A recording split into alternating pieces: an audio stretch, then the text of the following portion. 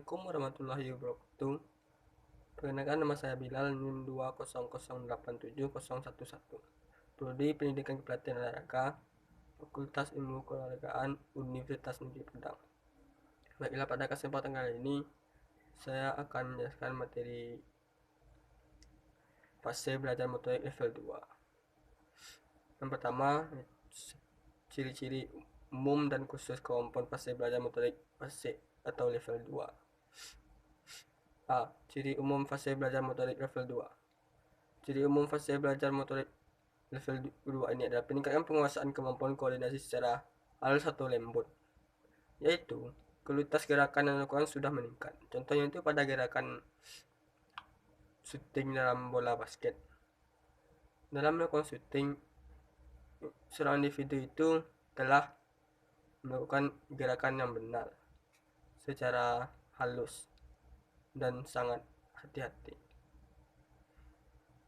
B. Ciri-ciri khusus fase belajar motorik level 2. Yang pertama, struktur gerakannya.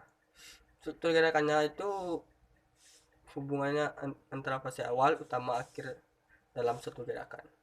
Pada fase belajar motorik level kedua ini,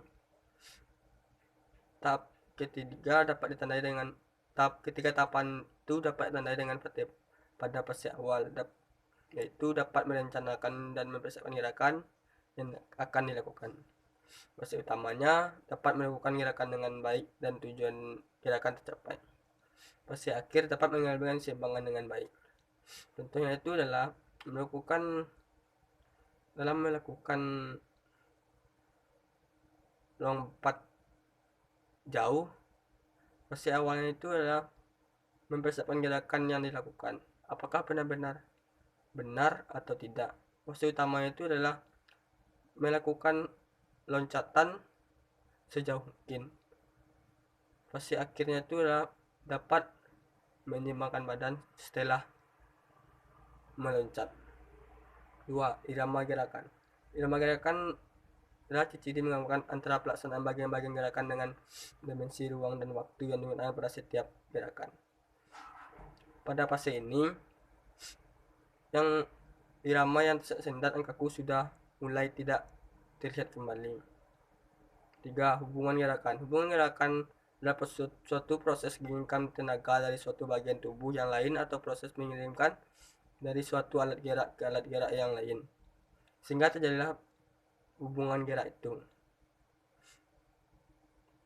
Contohnya itu adalah dalam permainan bola basket, pada layup atau dribbling, hubungan gerakannya sudah hampir sempurna, atau dikatakannya melakukan layup hampir baik. 4. Luas gerakan. Luas gerakan penggunaan ruangan atau lintasan yang dilakukan dalam melaksanakan suatu gerakan sudah sangat meningkat atau sangat efektif. 5. Kelancaran gerakan. Kelancaran gerakan adalah ciri yang menggambarkan kontinuitas kecepatan atau percepatan dari jalannya suatu gerakan. Pada fase ini, semakin terlihatnya gerakan secara mulus dan lancar, semakin membaiknya hubungan gerakan yang dimiliki seseorang, mengakibatkan semakin meningkatnya kualitas kelancaran gerakan individu tersebut. Yang keenam, kecepatan gerakan. Cepat lambatnya gerakan yang disebabkan latihan berulang-ulang sangat bagus.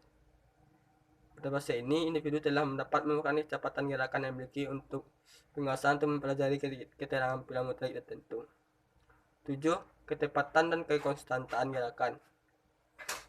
Kesesuaian gerakan terhadap tujuan yang ingin dicapai atau kesesuaian perencanaan dengan hasil yang diperoleh dari gerakan. Atau kekonstantan gerakan adalah ketepatan gerakan yang diraih dalam melakukan bentuk-bentuk yang sama secara bersamaan. Pada fase ini dicirikan individu telah mampu memperlihatkan ketepatan dan kekonstantan gerakan yang baik. Akan tetapi, apabila ada situasi dan kondisi yang atau tempat yang sulit, maka kemampuan gerakan seseorang itu tidak akan stabil. Contohnya, infrastruktur yang tidak baik dalam permainan seperti lapangan, bolanya, bayangan dan program gerakan. Bayangan gerakan adalah bentuk konstruksi suatu gerakan yang berhasil dibangun oleh seseorang dalam pikirannya berdasarkan informasi yang diterima dan diolahnya.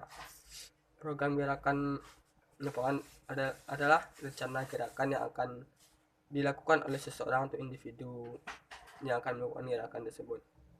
Pada fase ini, individu akan dapat dengan mudah membangun bayangan gerakan dan menyusun rencana apa yang akan dilakukan terhadap gerakan tersebut. 2.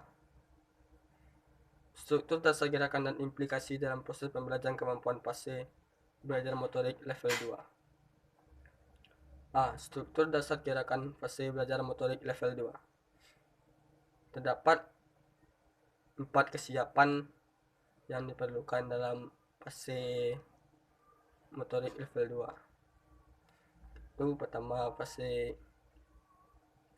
kesiapan dalam melakukan pengulangan latihan apabila terjadi kesalahan. 2. Kesiapan dalam menerima beban kerja fisik dan fisik harus kuat. 3. Kesiapan untuk berkonsentrasi penuh supaya fokus melakukan gerakan. 4. Kesiapan untuk aktif dalam proses berpikir. B. Implikasi dalam proses pembelajaran kemampuan fase belajar motorik level 2. Pada proses fase belajar motorik level 2, kita sebagai guru dapat melakukan analisis kesalahan atau ketidaksempurnaan gerakan yang dilakukan oleh siswa, sehingga siswa akan sering melakukan pengulangan gerakan yang tidak sempurna tersebut.